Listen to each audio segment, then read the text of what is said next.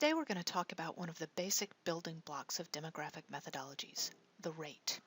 As I mentioned in class the other day, when you study entire populations, you do not usually use what you think of as sample statistics, the kind of things that you've learned in your regular statistics class, because we're not interested in determining whether a sampled value represents an entire population. We are instead looking at an entire population, which means differences simply are what they are. What we're more interested in is comparisons to full populations of certain characteristics and how we compare different populations to each other, and the rate is the standard method for that. We're going to start with a brief introduction to the concept of a rate, and then throughout the semester you'll learn some more specific rates that apply to the demographic process we are analyzing. Birth rate, death rate, migration rate. What does rate mean in a demographic context? Basic definition: a rate is the occurrence, refers to the occurrence of events over a given time interval. Typically what you're talking about is the comparison of the occurrence of an event to the total population at risk of that event. So here's the fundamental equation. Rate of incidence equals the number of events that occur during a given time interval over the number of people at risk of the event in a population. Usually this is multiplied by a constant so that it's easier to interpret. For example, if you multiply by 1,000, you would then say this event occurs however many times per 1,000 people in the population at risk. We tend to do this in terms of per 100, per 1,000, or per million, depending on the size of our geographic area, the population that we're looking at. It doesn't make any sense to do per million if you're looking at a population that's 100,000. It doesn't make any difference. It wouldn't make much sense to do per 100 if you're looking at a population of 7 billion. So we choose a constant that makes sense given the size of our population. Most commonly that's going to be 100 or 1,000. So the first part of this equation, the number of people at risk of an event in a population, that is really the tricky part.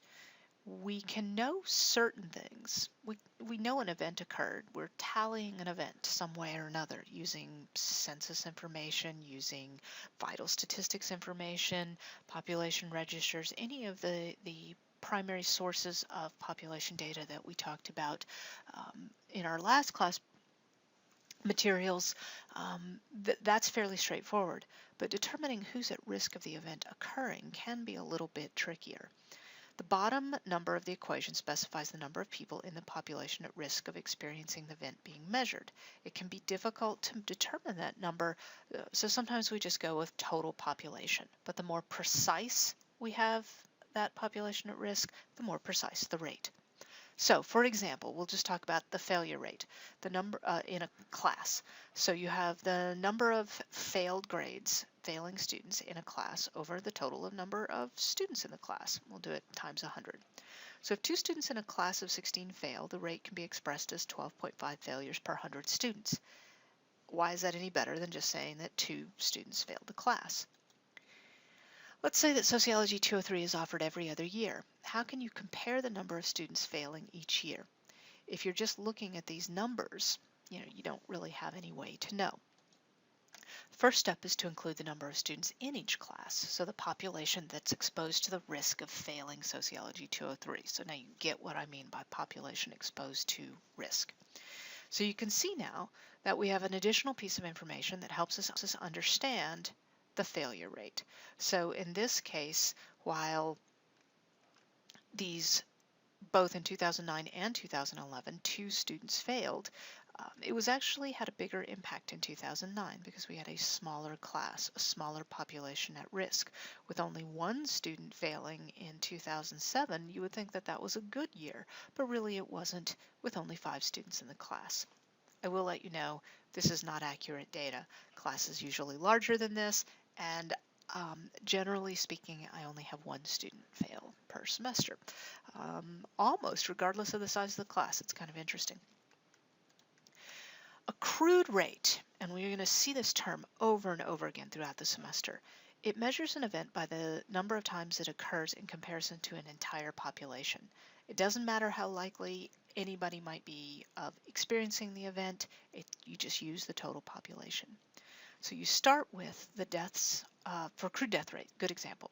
Deaths in a population in the year over the total mid-year population, multiply by 100 as a constant. Crude birth rate, same thing, births in a population in a year over the total mid-year population, times 100. They're crude because they can only approximately compare more than one population to another unless they have extremely similar compositions. So for example, if you have a population with 40% of the people over age 65 versus a population with 15% of its people over 65, which one's going to have the higher death rate? Which one's going to have the higher birth rate? Even if, for the most part, these populations are extremely similar in terms of health and fertility, though that age composition will make their crude birth and death rates seem very different. So then we start looking at specific rates, and in this case we try to narrow down that population at risk. So the age-specific birth rate looks at births to women in a given age group over the total mid-year population of women in that age group. So it gets very, very specific. The general fertility rate's a little bit broader than that, but it still does a better job than the crude birth rate or crude fertility rate. In this case, you look at the total births in a year over the mid-year female population of childbearing age, times a constant. So think about how these provide better comparisons between countries or over time.